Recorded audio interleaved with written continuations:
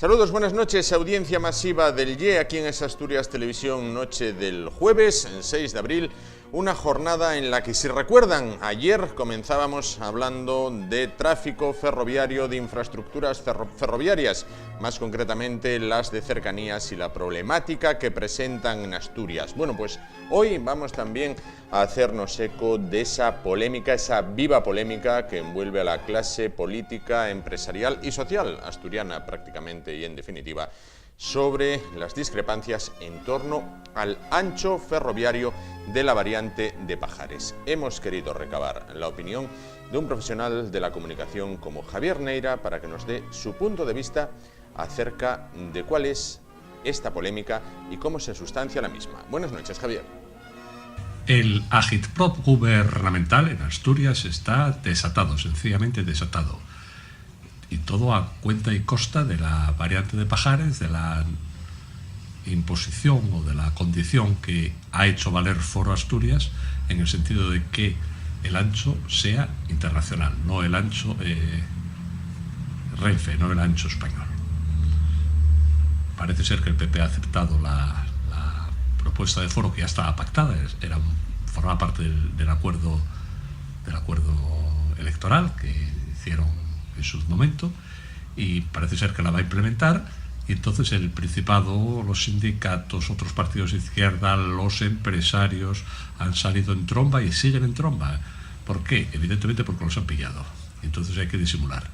El argumento de Foro y del PP es elemental, lo ha dicho en su momento Cristina Coto, lo ha dicho en su momento Mercedes Fernández, es elemental.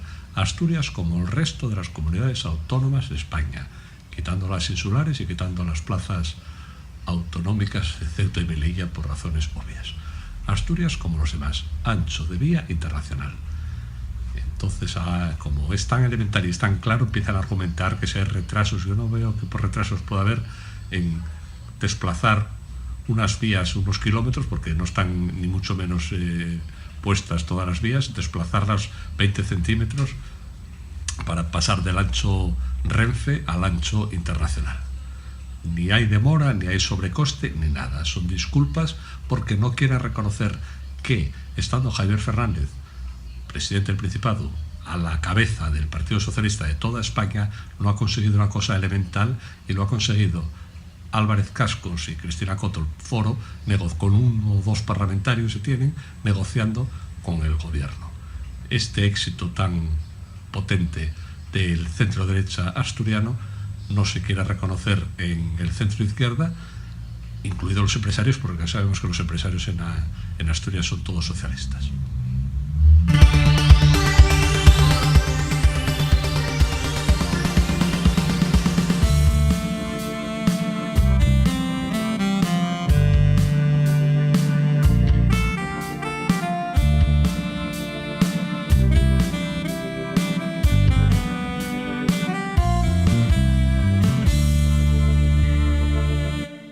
Bueno, pues comenzamos y lo hacemos hablando de teatro, y es que mañana a partir de las 6 de la tarde en el Teatro de Pumarín de Oviedo, bueno, pues sube a las tablas la obra de Blanca Marsillac, actriz y responsable de la compañía de teatro Blanca Marsillac, que lleva por título Entre versos y Marsillac. ¿Y quién mejor para hablarnos de esta obra que su impulsora y protagonista? Blanca Marsillac, ¿qué tal? Buenas noches. Muy bien, ¿y tú? Bien, bueno, pues entonces, ¿qué nos vamos a poder encontrar los obetenses, los asturianos, con la obra Entre versos y Marsillac? Pues se van a poder encontrar con un recorrido del siglo de oro, que va desde el siglo XIV al XVIII, con autores como los clásicos como Góngora, Quevedo, el Arcipreste de Hita, anónimos, cancioneros tradicionales. Se van a encontrar con 5 actrices y actores de aquí, dando la réplica nada más y nada menos que Adolfo Marsillac a través de una retroproyección. Unos actores que, bueno, ya muchos de ellos están jubilados. Esto entra dentro del programa de envejecimiento activo y saludable de la obra social La Caixa. Y lo que se pretende es demostrar al público que cada edad tiene su encanto, y que el hecho de cumplir años nunca debe significar que dejas de cumplir tus sueños. Claro. y que muchos de ellos, su sueño era convertirse en actor. ¿Cómo es trabajar con personas mayores? Pues es como trabajar con niños, pero con toda la experiencia que los niños no tienen. Se asoman a la ventana de la vida con esa ilusión, con esa humildad y con esa tranquilidad que da el haber recorrido, el haber educado a tus hijos, incluso a tus nietos. Esa tranquilidad de estar un poco de vuelta, pero con el entusiasmo de que todavía quieren contar cosas y quieren marcar una diferencia y plantearse nuevos retos. Claro. Es decir, entiendo que el amor no tiene edad y hacer teatro tampoco. No. Claro. Bueno, supongo que es para todos los públicos la obra, aunque bueno, protagonizada en este caso por personas mayores. ¿En qué les beneficia a las personas mayores participar en teatro? Bueno, primero les da la oportunidad de sentirse como Margarita Xirgu o como Mick Jagger. Se sienten queridos, se benefician de una disciplina muy grande que es el desentrañar el verso, el decirlo, el proyectar la voz, el memorizar, el andar con cierta seguridad en el escenario, el trabajar en equipo. Pues se benefician de una actividad muy completa, cuyo resultado al final es el aplauso, que es de las cosas más gratificantes del mundo. ¿Cómo ha cambiado Blanca Marsillac de la que rodó en Oviedo Segunda Enseñanza? Madre mía, muchísimo. Anda que no habrá llovido. Sobre todo en Oviedo. Sobre todo en Oviedo. Efectivamente, mucho, mucho, mucho, mucho. Claro. ¿Y qué queda de la niña rebelde que mandaron a Londres a estudiar? Bueno, queda una pequeña rebeldía necesaria para emprender proyectos sociales como son estos, ¿no? Que si no fuera por entidades privadas como la obra social La Caixa, pues sería imposible poder favorecer a colectivos como el colectivo de la gente mayor, que es un colectivo olvidado, al cual le debemos todo lo que somos. Claro. Ellos, a fin de cuentas, han protagonizado un papel en su vida. Quiero decir, muchos han protagonizado películas anónimas. Sus vidas, bueno, pues muchas veces no han sido fáciles y han llegado a protagonizar auténticas epopeyas que nunca pasarán a los libros de historia, pero cada uno tiene su historia particular, ¿no? Por supuesto, eso es lo más maravilloso. Todo eso que ellos traen y que meten dentro del poema. Toda esa experiencia. No es lo mismo decir vivo sin vivir en mí, tan alta vida espero, que vivo porque no muero, que decirlo desde tu experiencia, ¿no? Claro. ¿Qué es para ti vivir sin vivir en ti? Claro. ¿Qué es para ti Dios? ¿Qué es para ti la fe? ¿Qué es para ti la muerte? ¿Qué hay después de la muerte? ¿Qué es la erótica, ¿no? Que es en definitiva todo lo que nos hablan los clásicos. Claro. Hablamos de los clásicos. Su padre leía recientemente que modernizó el teatro clásico. Lo hizo más accesible para todos los públicos, lo popularizó, hizo que no fuera para una élite. Sí. Intentó y consiguió que los actores hablaran de forma normal y que se entendiera aquello que estaban diciendo, que no es fácil. Y si además lo dices pues, de una forma engolada o con cierto ripio, pues imposible. Y los hizo cañeros, los hizo sexys, los hizo con colorido, los hizo de la calle. Claro. ¿Cómo era interpretar con su padre para usted? Bueno, yo nunca interpreté con él, a diferencia de mi hermana Cristina. Ahora lo puedo hacer a través de la retroproyección, con la gran diferencia de que no me puede decir te ha saltado una sinalefa o un encabalgamiento. Claro. Sí tuve la gran suerte de que me dirigiera en Mata-Hari y en Feliz Aniversario.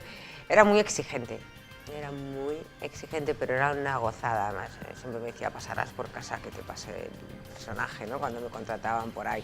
Y él hacía de mi personaje, que obviamente era una mujer. Y era más femenina que yo y bueno, una gozada. De hecho, todos los actores que han pasado por su escuela tienen un estilo, una marsillacada, ¿no? Una forma de hablar, de mover las manos, de estar en el escenario con mucha llevan esa personalidad. impronta, ¿no? Sí. Quizás, claro. Bueno, el apellido Marsillac, a la hora de interpretar, ¿ayuda o es una responsabilidad añadida? Las dos cosas. A ver, ayuda en cuanto a que saben que, bueno, vienes de una familia que inspira respeto, por lo menos eso es lo que uno espera, ¿no? Y luego, pues claro, también está ese factor de que tienes que nacer sabido y siempre está la comparación, como le hacían a Belmonte, ¿no? Si lo hace bien, pues de raza le viene al galgo, y si lo hace mal, de su padre el apellido.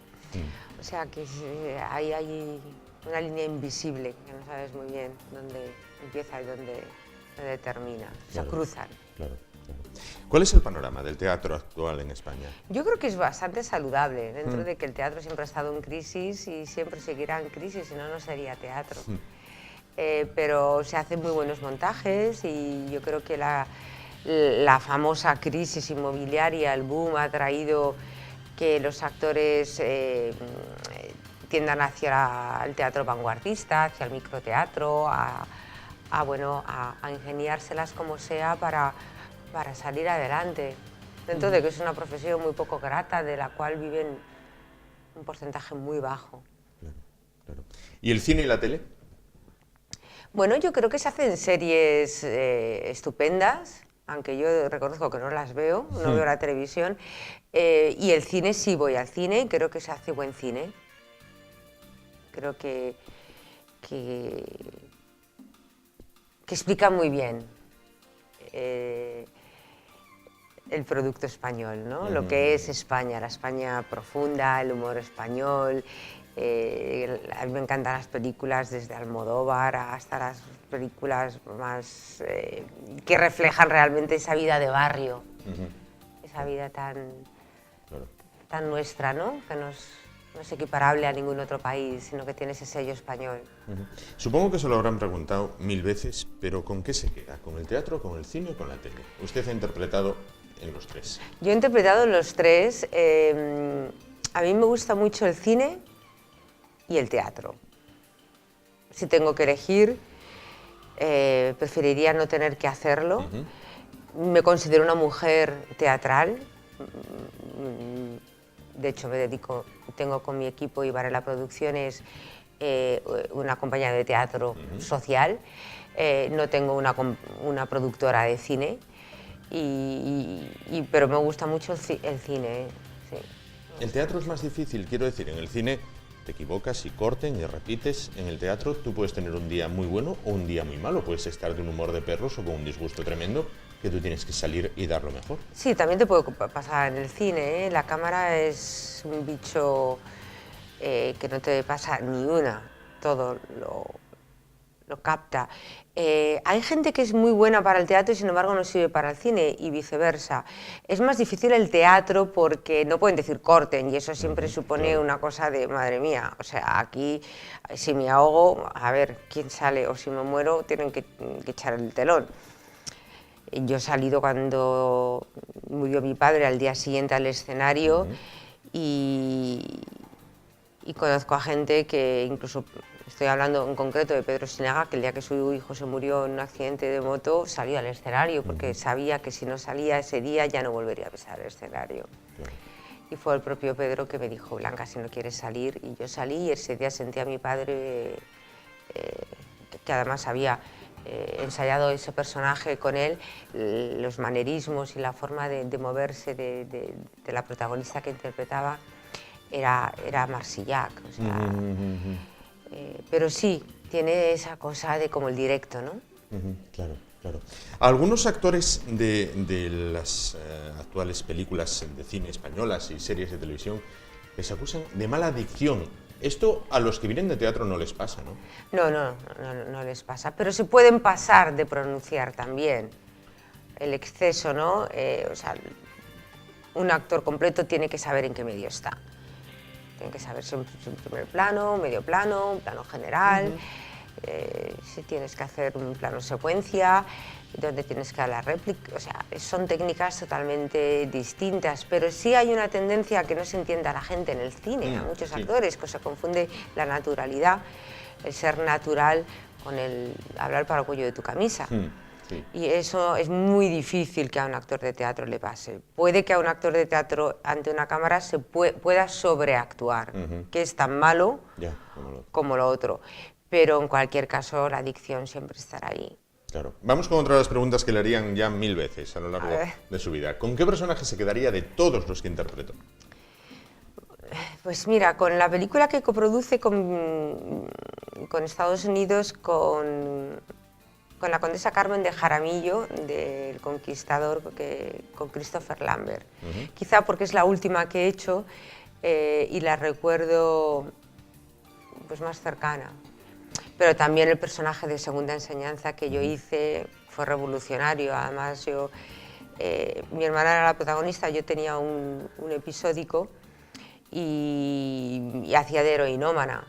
Y era un personaje muy duro y había que montar a caballo y yo me tiraba del caballo y había que pasar el síndrome de abstinencia y había y ese también fue un personaje. Yo recuerdo la serie que se rodó aquí en Oviedo con muchísimo cariño y de ahí salió pues casi todo el mundo que ahora es alguien, ¿no? Como Maribel Verdú, Aitana Sánchez Gijón,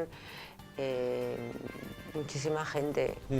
Claro, claro. Ese también lo recuerdo con mucho cariño. Claro. Para finalizar, invite a los obetenses, a los asturianos, a que mañana a las 6 en el Teatro Pumarín, pues disfruten de Entre Versos en Arcilla. Pues que veniros, si vais a pasar una hora que os va a parecer que son 5 minutos y vais a ver un espectáculo sexy, entrañable, místico, lleno de sorpresas y muy emocionante. Pues Blanca Marsillac, actriz y responsable de la compañía de teatro de Blanca Marsillac, muchísimas gracias por estar con nosotros. No le deseamos suerte por aquello de que no se puede desear suerte a las actrices, a los actores. Y antes de irnos, bueno, vamos a interpretar un pequeño papel. Vamos a ver si es capaz de dejar la moneda sobre el limón.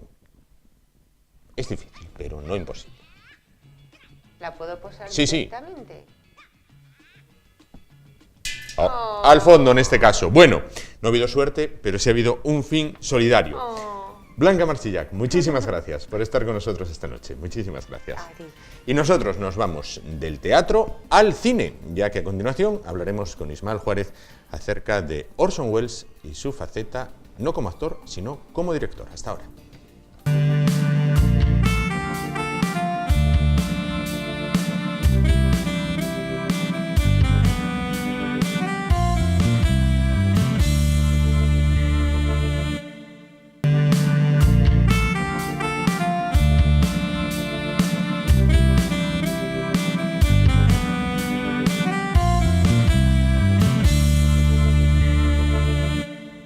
Continuamos y a continuación vamos a hablar de cine. Si bien normalmente todas las semanas hablamos de cine los miércoles, esta semana lo hemos dejado para el jueves, tiempo para hablar con Ismael Juárez.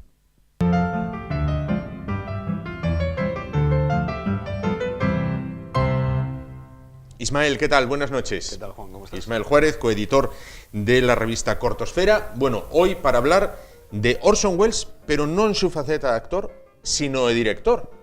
Sí, vamos a hablar de uno de los, bueno, el calificativo, ¿no? Uno de los genios, ¿no? Del siglo XX del cine, que iba a decir que se le conoce más como actor que como director, no es cierto.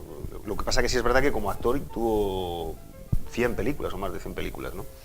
Como director tiene menos películas y además con bastantes complicaciones, como veremos, ¿no?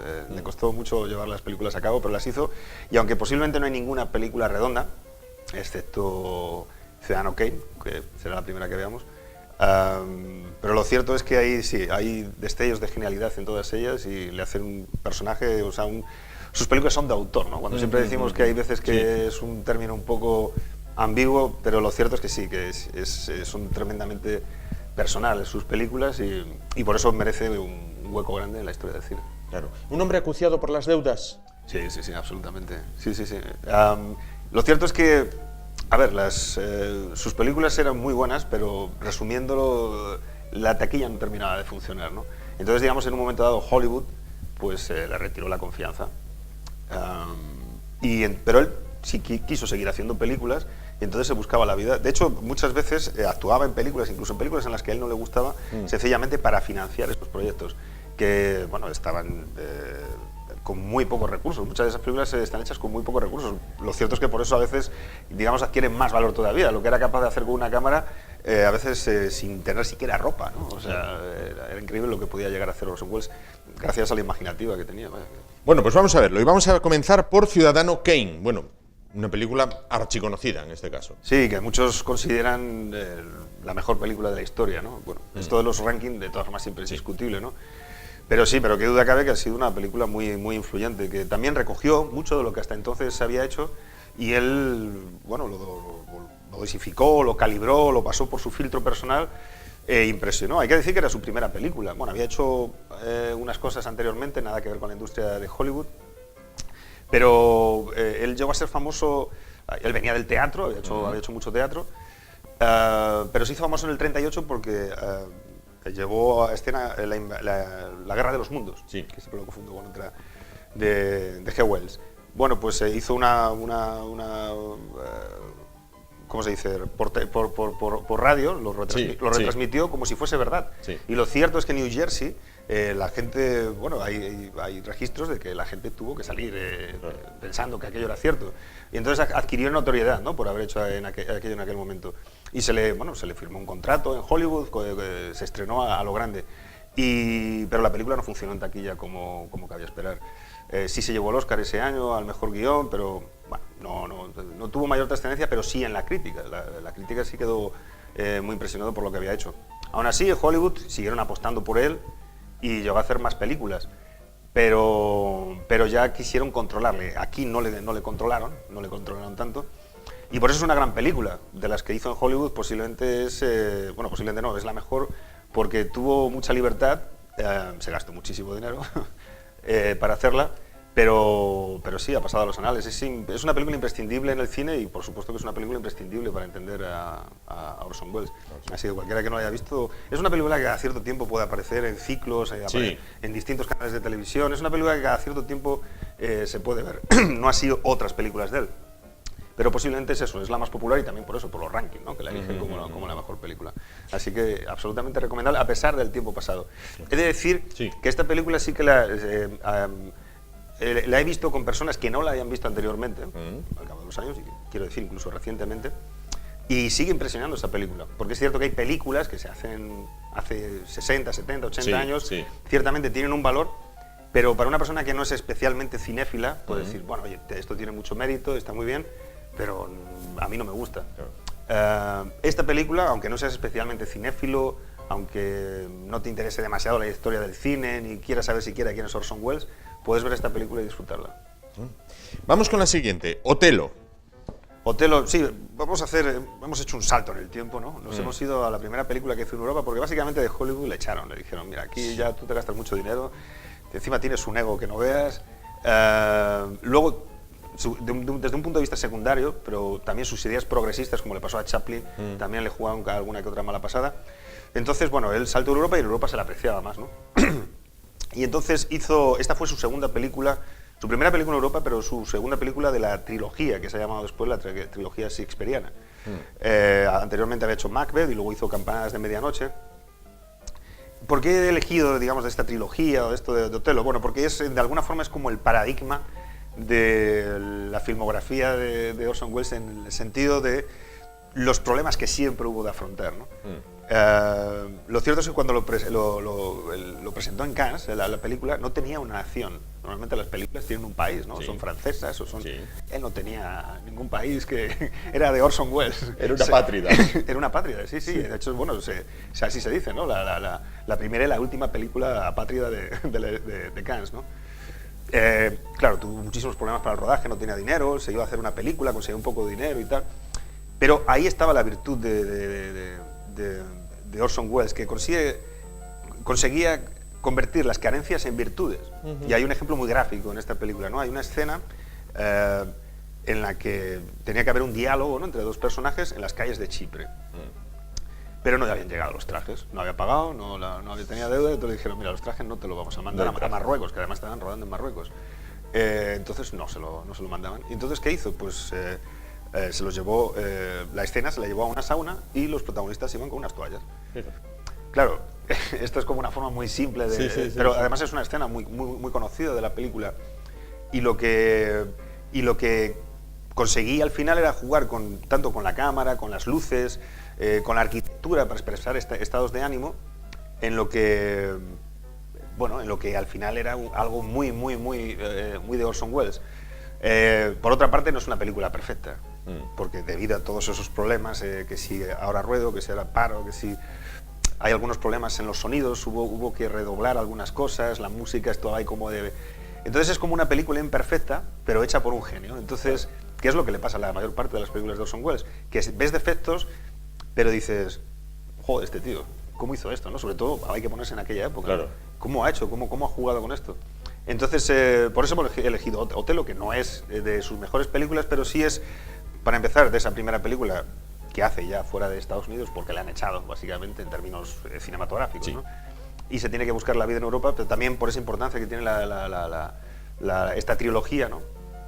Y, por supuesto, bueno, por esos problemas de rodajes que siempre tuvo, y que él, además, en el último tramo de su vida, hizo un documental en Alemania que se llama Filming Otelo, y en la que cuenta pues todos esos problemas. Todos los avatares. Que es público notorio. Claro. Se puede recomendar ese documental, se llama Filming Otelo, y en la que, bueno, pues te cuenta pues, todas sus peripecias, ¿no? para rodar esta película. Pues vamos a apuntar el documental. La siguiente es El Proceso. El Proceso es otra película europea. Otra película europea. Había regresado a Estados Unidos para una película, Set de Mal, de Charlton Heston. Que además Charlton Heston dijo, no, yo a este le quiero de director porque tenía poder ya en ese momento Charlton Heston después de los 10 mandamientos y lo hizo, y la película, bueno, la película es un peliculón, Set de Mal.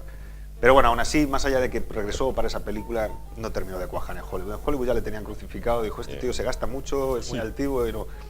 Pero volvemos a lo mismo, en Europa le seguían queriendo, ¿no? E hizo, hizo la versión cinematográfica del Proceso de Kafka, una cosa que es absolutamente muy difícil, es muy difícil. Y de hecho no es una película redonda, y hay mucha gente que dice, bueno, si no lo consigue Orson Welles, pues mira, esta escena del principio, por ejemplo, es muy arquetípica, ¿no? La de expresar la película. Utiliza habitaciones muy bajas, esos primeros planos, es muy Orson Welles, con esa mezcla de surrealismo, con esa mezcla de expresionismo también. Y quizá, desde el punto de vista temático, quizá la dimensión metafísica que tiene Kafka, él se la lleva a una dimensión más política o social. Claro, habían pasado ya unos años desde que se había publicado la novela, y que además había ocurrido antes de la Segunda Guerra Mundial, con todo lo que hubo. Entonces, hay algunas cosas que se recogen de esa historia reciente que Orson Welles incorpora y que tiene que ver...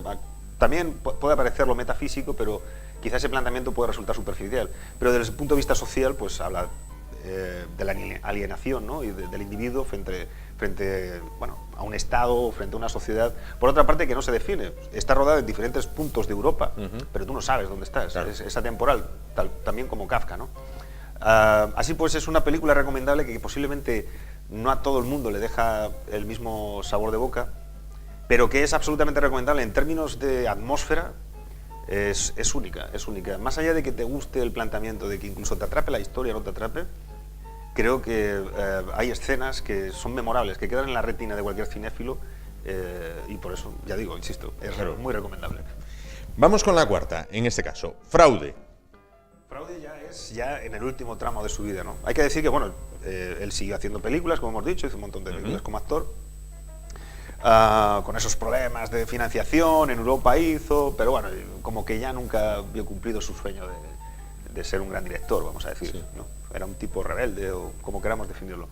Pero hacia finales de los 60, de repente le empezaron a reconocer, ¿no? Las universidades le invitaban y a dar conferencias, y digo, este tipo casi un maldito, ¿no? Y oye, mira qué cosas ha hecho. Y entonces, bueno, empezó a hacer cosas para televisión, y empezó a hacer cosas distintas.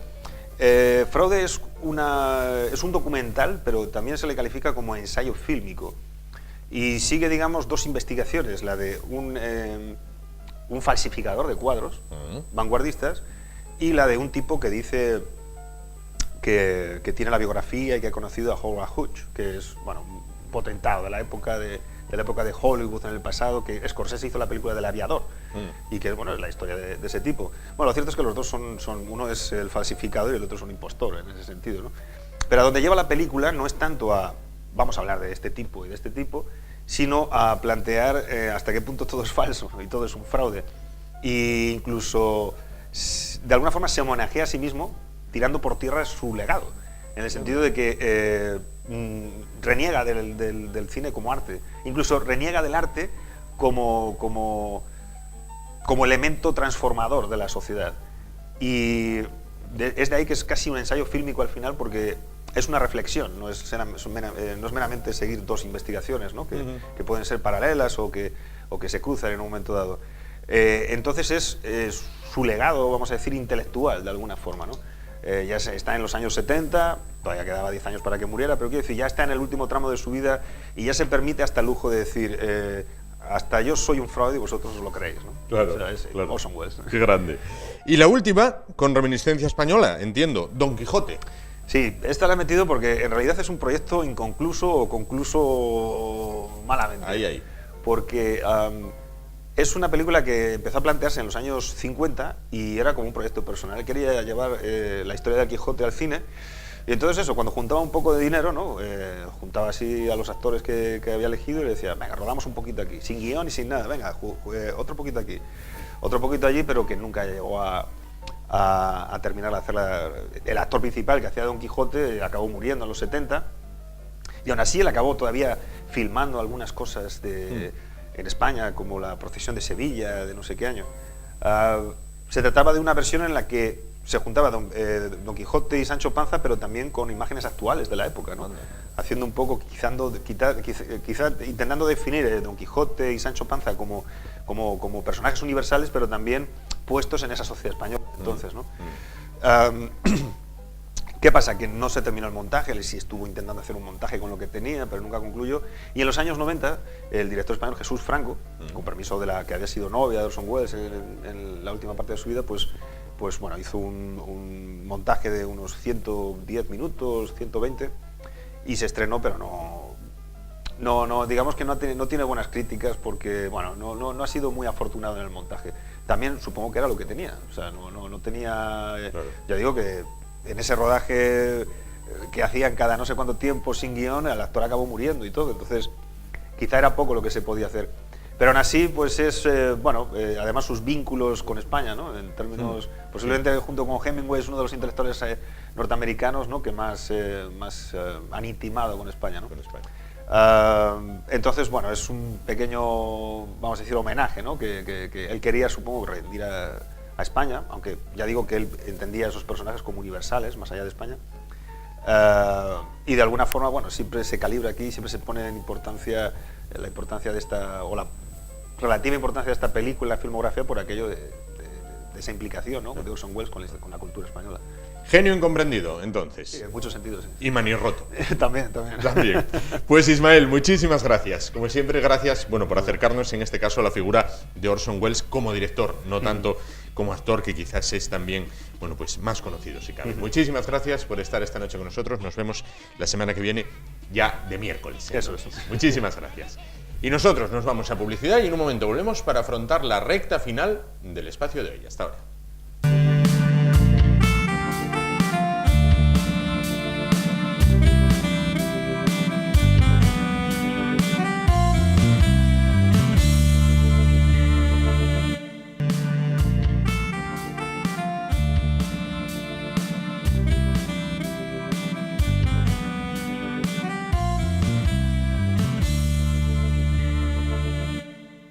Bueno, pues antes de finalizar la semana y por ende este jueves para nosotros, ya lo saben que finalizamos los jueves, bueno, pues vamos a hablar a continuación con el Padre Elías.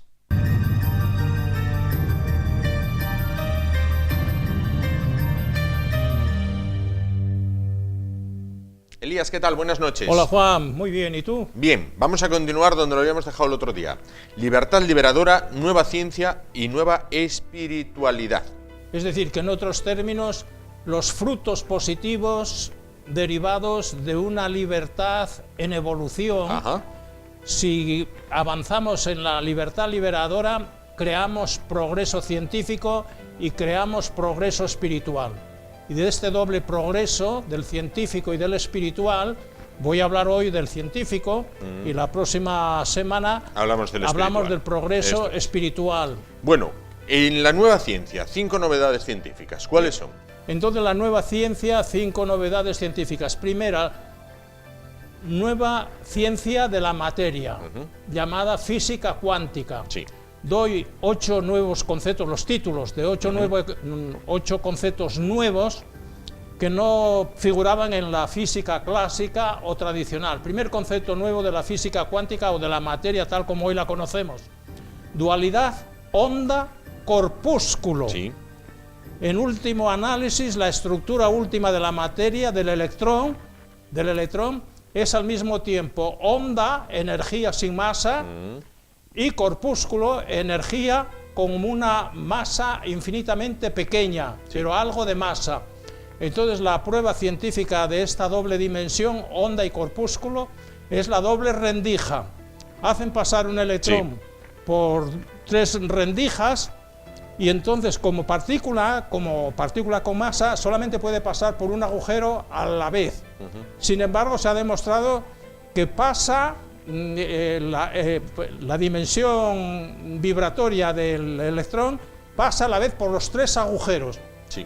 Y señal evidente de que pasa por los 3 agujeros a la vez es la interferencia de ondas que se registra en una pantalla que hay a continuación de los 3 agujeros. Sí. Entonces, como onda produce interferencia de ondas, no explico ahora en qué consiste, pero significa una disminución de la luminosidad, ¿verdad? Cuantas más interferencias haya, menos luminosidad aparece. Sin embargo, cuando pasa como partícula, como microorganismo luminoso, cada vez que pasa se acumula la luminosidad y aumenta la luminosidad al otro lado de la rendija.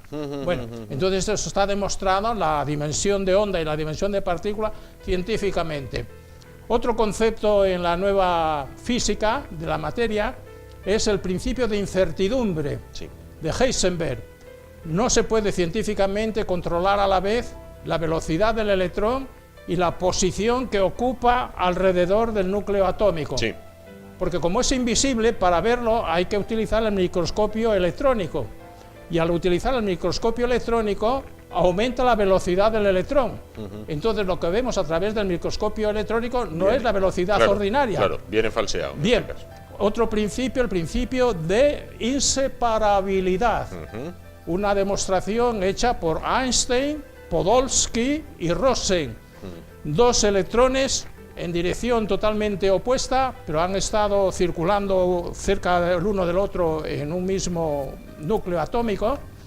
Los separan a miles de millones de kilómetros y entonces influyen, modifican la marcha de uno, y el otro, que nadie lo toca, instantáneamente experimenta lo que han hecho con el otro. Claro. Hay una comunicación telepática instantánea y a distancia, independiente del tiempo e independiente del espacio. Telepatía entre 2 electrones. Otro principio es el principio de exclusión de Pauli, que significa que 2 electrones no pueden circular por el mismo carril alrededor del átomo, porque como tienen carga negativa, y en electromagnetismo la carga negativa se opone, se excluye. Negativo con negativo se excluye, ¿verdad? Positivo con negativo se atrae, pero negativo y negativo se excluye, lo mismo que positivo y positivo. Bien, luego viene otro concepto que es el de la antimateria. Cada partícula subatómica, el electrón, por ejemplo, tiene su opuesto llamado positrón o electrón positivo. Sí. El protón tiene antiprotón, el quark tiene antiquark, ¿verdad? El neutrón tiene antineutrón. Entonces, toda partícula positiva tiene al lado otra negativa. Sí. Otro principio o otro concepto nuevo de la física cuántica es el vacío cuántico. Bueno, a mí es lo que más me ha llamado la atención. ¿Qué es el vacío cuántico? Sí. Con un cero. El cero significa la nada, cero es sinónimo de nada, y al mismo tiempo es sinónimo de infinito, porque puedes añadir siempre un cero más a la derecha de un número, de un 1, por ejemplo. Entonces, cada cero que añades a la derecha aumenta el valor de esa cantidad. Sí. Entonces, el cero es nada si lo pones a la izquierda, pero es infinitamente algo importante si lo pones a la derecha. Si lo pones por el otro lado. Bueno, entonces el universo está lleno de energía invisible, sin forma corporal, que es pura capacidad pura potencialidad para transformarse en cualquier tipo de forma geométrica, ¿verdad? Entonces no hay creación de la nada, porque existe el vacío cuántico, que es una especie de océano de energía invisible que lo llena todo, y en ese océano de energía, en esa matriz energética omnipresente están incluidas las leyes físicas, ¿verdad? Sí. Y todas las formas de la materia. La evolución significa que parte de esa energía omnipresente, del vacío cuántico, se va materializando, se va transformando, va adquiriendo rostro, Y luego hay otra, la radiactividad, el cuarto estado de la materia, sí. Sólida, líquida, gaseosa y radiactiva, que es una emanación de una energía sutil, bueno, que no se ve, pero que influye. Por ejemplo, todavía están ahora estudiando el problema de la caída de 3 bombas atómicas en Palomares, porque claro, esas bombas pues tienen una cantidad de emisión radiactiva tremenda, sí. Producen cánceres, por ejemplo. Bueno, entonces en la emanación, en la radiactividad del átomo, hay un peligro, ¿verdad? Sí. Bueno, y finalmente, otro concepto que para mí es básico, la psicomateria. ¿Qué es la Toda psicomateria? materia, empezando por el electrón, sobre todo el electrón, tiene doble naturaleza. Tiene naturaleza física y naturaleza psíquica o espiritual. Sí. ¿Qué quiere decir psíquica? Que tiene un nivel rudimentario de conciencia, de inteligencia, de memoria, de libertad para autodeterminarse. Entonces dice, cuando un electrón que es onda se convierte en partícula, dice, cuando tratan, por ejemplo, de dividirlo, de fragmentarlo, está capacitado por su naturaleza intrínseca para contraerse y hacerse indivisible. Entonces, el electrón solamente es toda la energía, conservar toda la energía, o si le restan algo de energía, desaparece. No es posible encontrar un medio electrón. Claro. O es entero o no es existe. todo o es nada, en Bueno, este caso. entonces, estos nuevos conceptos sobre la materia. Claro. Bueno, y luego otra nueva novedad científica, la nueva ciencia del espíritu, Sí. la parapsicología. Sí. Doy 3 datos. Primero, rango científico. 1969, la sociedad AAAS, Asociación Americana para el Avance Científico, le concedió el rango de ciencia a la parapsicología. ¿Por qué es científica? Porque trabaja con método empírico. Hay laboratorios en Edimburgo, en Utrecht, en Carolina del Norte, para demostrar que una persona tiene capacidades cognitivas paranormales, tiene capacidad de conocimiento extrasensorial, Sí. telepático, puede influir a distancia sobre la materia, la telequinesia. Sí. Por ejemplo, yo ya he expuesto aquí el caso de Uri Geller, cómo sin tocarlos arregla relojes, ¿verdad? Mediante influencia mental, ondas mentales que trabajan sobre la materia. Bueno, la parapsicología. Luego hay otra institución muy importante, la Sociedad Londinense para el Avance del Estudio Científico de lo Paranormal. Hoy, esto se fundó en el 1882, y hay más de 46 volúmenes con fenómenos paranormales, estudiados por esta investigación de la ciencia organizada. Bueno, esta es la segunda novedad. Nueva ciencia sobre el espíritu, la parapsicología. Tercera ciencia nueva, la nueva ciencia de la conciencia. Sí. Las psicofonías. Las psicofonías, de las que hablábamos ya el hemos otro día. hablado. Está Sí. demostrado científicamente que la conciencia sobrevive, ya no se puede identificar la muerte del cerebro con la muerte de la Sí, conciencia. lo hablábamos. Bueno, las psicofonías, tercera ciencia nueva. La cuarta. Cuarta, nueva ciencia de civilizaciones extraterrestres. Ha traído usted 2 libros. 2 libros. Vamos a ver, el primero, Uno ¿cuál es? Se titula Expediente Roswell, la verdad ya definitiva, evidencias científicas del estrellamiento de una nave alienígena en Roswell, en Nuevo Estados México, Unidos, sí. en Estados Unidos. Bueno, ¿cuáles son las pruebas científicas? Este estrellamiento ocurrió en el 1947. Entonces las autoridades militares prohibieron bajo pena de muerte a los testigos directos hablar de lo que habían visto y de lo que sabían. No podían hablar porque estaban amenazados con pena de muerte, no solamente para ellos, sino para sus familiares. En 1969 la comunidad ufológica presionó al Parlamento norteamericano para conseguir acceso a los archivos secretos sobre el estrellamiento del ovni, del alienígena, en Roswell. Consiguieron la ley de la libertad de información, la llamada FOIA.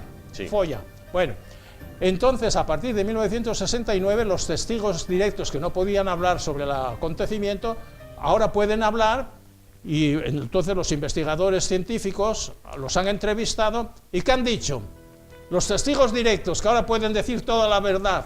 Primero, que lo que cayó en Roswell no era un globo ni era un avión, era un aparato de 4 metros de longitud y una altura de 1,85, metálico, sin puertas, sin ventanas, sin alas, sin cola y sin tren de aterrizaje. Bueno, un aparato totalmente desconocido en la Tierra. Segundo, han recogido un material, unas láminas metálicas desconocidas en la Tierra porque tienen una capacidad de flexibilidad increíble, son indestructibles, son incombustibles, son impenetrables por las balas de fusil. Bueno, es un material desconocido. Otra cosa que han encontrado, 3 alienígenas muertos y uno vivo. Entonces hablan los médicos que hicieron la autopsia de esos 3 alienígenas muertos. ¿Y qué dicen de ellos? Que no eran hombres de la Tierra, eran hombres pequeños de 1,20 m de altura, cabeza muy grande, ojos muy grandes, sin dedo pulgar en las manos, sin nariz, simplemente 2 agujeritos, sin orejas, simplemente 2 agujeritos. Preciosos. Y con la piel muy endurecida, muy endurecida.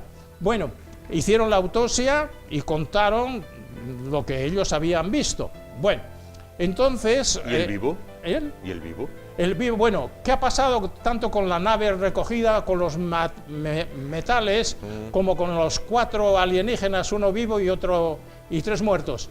Inmediatamente los trasladaron en un avión con una escolta, con una protección extraordinaria, a Texas, al alto Estado Mayor del Ejército del Aire en Estados Unidos, y han desaparecido. Se han convertido en un secreto absoluto, ¿verdad?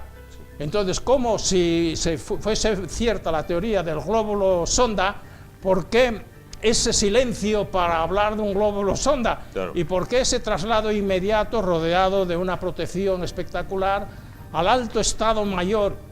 Sin embargo, el coronel de la base de bombarderos, la única que existía en 1947 porque era la que había enviado las bombas sobre Hiroshima y Nagasaki, bueno, entonces el coronel, cuando recibió los primeros restos recogidos por el ranchero, que se los llevó, ordenó a la radio y a la prensa local que anunciasen un domingo por la mañana la caída, el estrellamiento de un ovni y los restos que habían recogido.